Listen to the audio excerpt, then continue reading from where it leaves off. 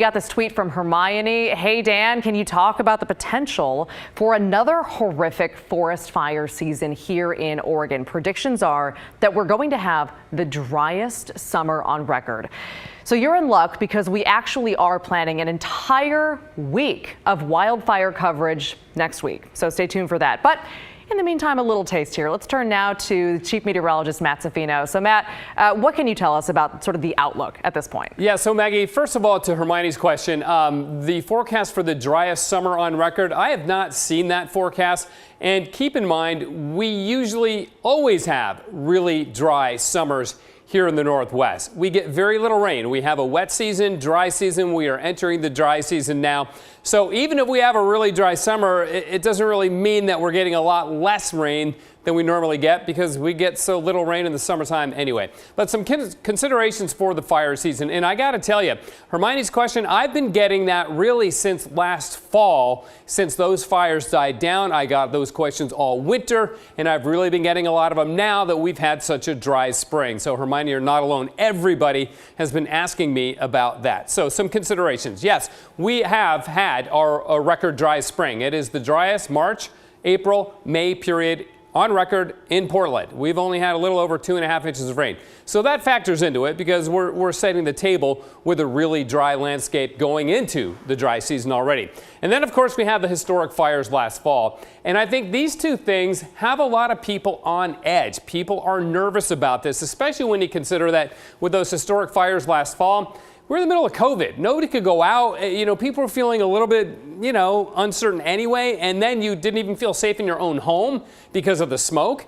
So again, there's a lot of societal factors that are going into this. But remember this, the weather pattern we had last September, those historic winds, that is not likely to be repeated. Let me repeat that. We are not likely to get the winds that we got when we got them last September, early in September being the main point. And in case you forgot how strong those winds were, let me show you a graphic I did back in the fall. This is up at 7,000 feet on Mount Hood at the Magic Mile. Now, two things about that.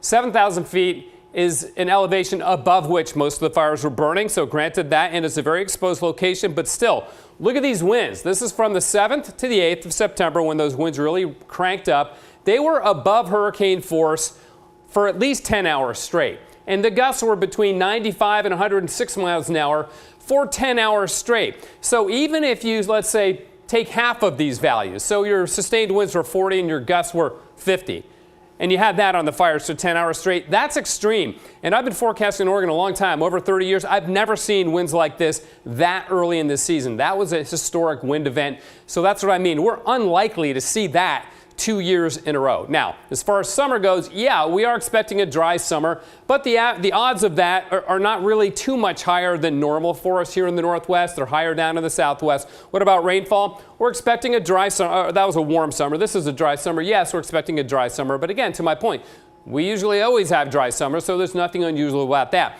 What it'll really come down to, a couple of things.